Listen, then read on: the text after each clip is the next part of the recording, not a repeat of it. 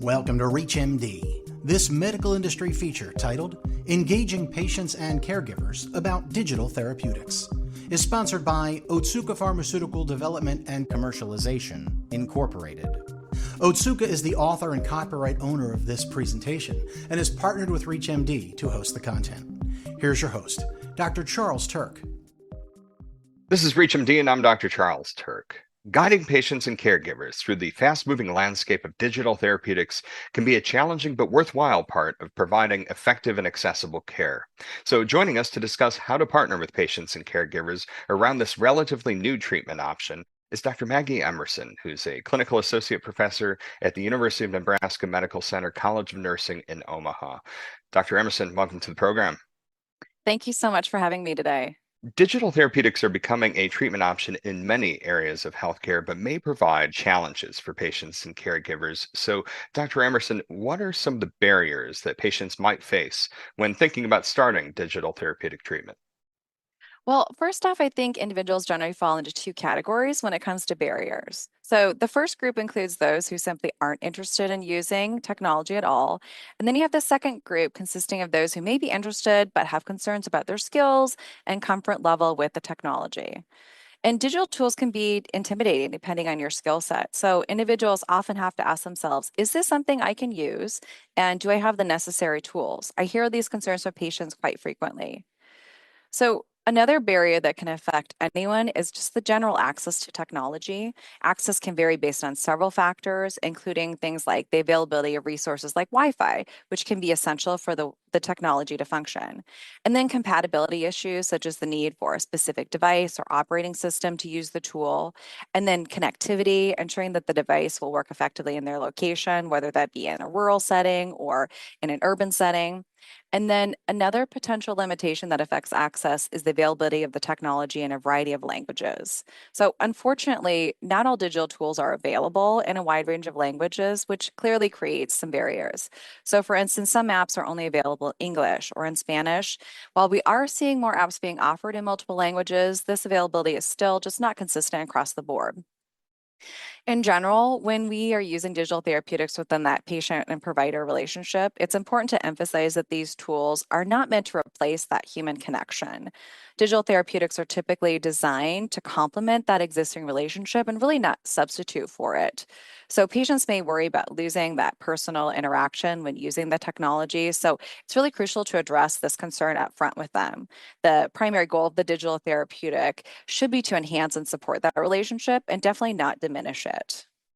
Now, in your clinical practice, how do you approach conversations with patients and caregivers about using a digital therapeutic, knowing that any or all these barriers might be present?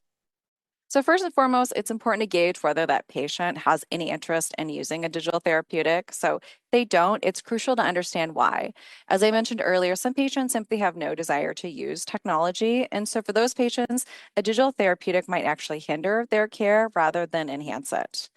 And then there are those who might be interested but are concerned about whether they have the necessary skills. So it's important to recognize that this is a different situation. They have the interest, but they just need some support in developing those skills.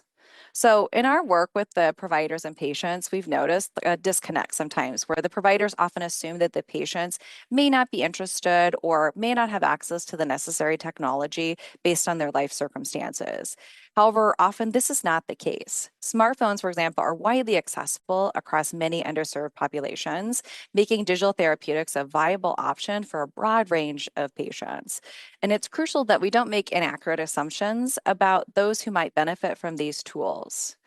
Another thing to also highlight is to take the time to understand the specific benefits that the technology might offer for the patient. So, as a provider, I encourage my colleagues to explore and identify the potential benefits that can enhance the patient's care and be customized to meet their individual needs. Additionally, discuss those barriers reviewed upfront with the patients and their caregivers so that we can really try to get ahead of those potential issues.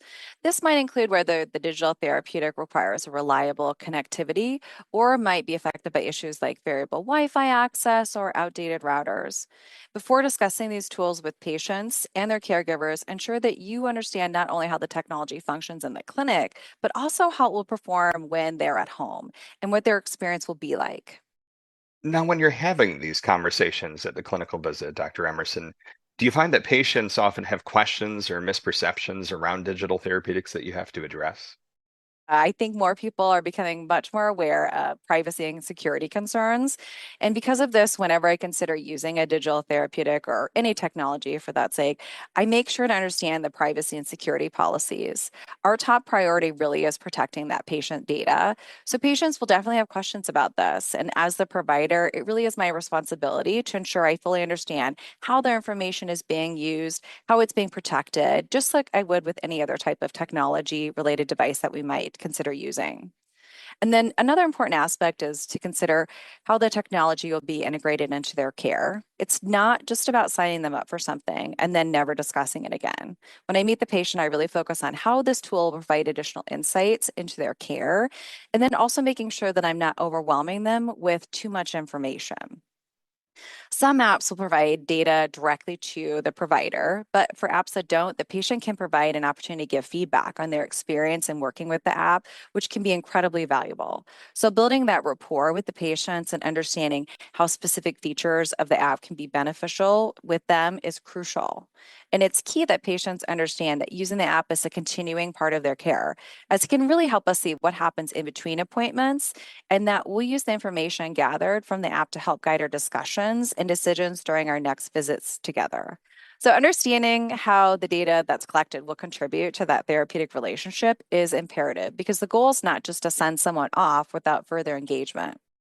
It's sort of like assigning homework, but then never checking it once it gets turned in. If, however, after we sign the homework, we then review it together to see what worked, what didn't, we can identify what's truly effective and then evaluate the success of that digital therapeutic. We can also reinforce the benefits that it might be providing and promote engagement. For those just tuning in, you're listening to ReachMD. I'm Dr. Charles Turck, and today I'm speaking with Dr. Maggie Emerson about partnering with patients and caregivers on digital therapeutics. So, Dr. Emerson, once you've come to an agreement with the patient that a digital therapeutic would be of potential benefit, how do you counsel them on the therapy? So, the first step is to discuss the specific treatment that we're considering. So, we begin with an orientation on the digital therapeutic that we're planning to use. So this helps us really to assess the patient's skills and identify any gaps that could affect their use of the tool. So, understanding this helps us to determine if additional support might be needed and what areas of support that we should really focus on. Sometimes it might involve bringing in others to assist in helping the patient develop those necessary skills. Next, in our practice, we guide the patient through the workflow for the digital therapeutic. So, during the initial sessions, we focus on prescribing the product, ensuring that the patient knows how to use it, and really taking the time to explain how the information gathered will be integrated into their actual care with us. I find that although it's crucial to not overwhelm the patient with information, we also want to avoid simply sending them off with the assumption that they are fully understanding everything we've covered because there's a lot that we cover. So, in my experience, if we don't cover these aspects thoroughly, patients may become frustrated or disengage, making it harder for them to really benefit from that digital therapeutic. And as a follow up, are there any techniques you use to keep patients motivated and engaged? Yes, that is another great question. So we know that digital engagement tools are often not sustainable unless they're integrated into that provider-patient relationship. Regularly meeting with the patients is essential to not only assess whether they're using the tools, but also how they're using them, and then identify any challenges that they might be facing. So we can work together to address those challenges, and it's important to establish with the patient and those involved in their care that reviewing their use of these tools will be a very much a routine part of what we're doing in our clinical visits. So I think discussing this and setting this up with the workflow within that clinic system helps us to create a sense of meaning and value for the patient, which ultimately can help motivate them and continue to using that prescribed digital therapeutic. And I found this process really plays a key role in establishing and strengthening that provider patient relationship. Now, as we near the end of our program today, Dr. Emerson, are there any additional resources on digital therapeutics that you'd like to recommend to patients and their caregivers? Given the many steps involved, we found that digital navigators can be an invaluable resource. They provide support and offer information to patients and caregivers. They can also assist healthcare providers by developing sort of a curated list of library of apps that might be integrated into a patient's treatment plan. Importantly, digital navigators can also help us to summarize some of the data that we're collecting from dashboards or from the apps themselves that the patient has been using, which also allows us to better understand what's really happening in between those patient appointments. There's also a wide variety of app evaluation resources that are out there. So if a patient presents you with a digital tool that they're interested in, these resources can really help you assess whether it's appropriate for your patient's care. The app evaluation resources can offer guidance on some of the things that we talked about earlier, such as examining safety and privacy and other key factors related to that technology. And so while there are a lot of tools that already exist to help us navigate this space, it's important to remember that the digital therapeutic landscape is really changing and constantly evolving.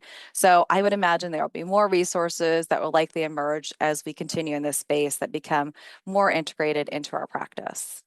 Those are great points to end on, and I want to thank my guest, Dr. Maggie Emerson, for sharing her expertise on connecting patients and caregivers with digital therapeutics.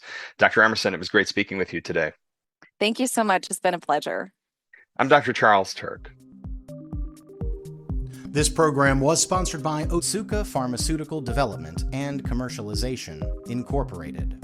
Otsuka is the author and copyright owner of this presentation and is partnered with ReachMD to host the content. If you missed any part of this discussion, visit reachmd.com/industry-feature. This is ReachMD. Be part of the knowledge.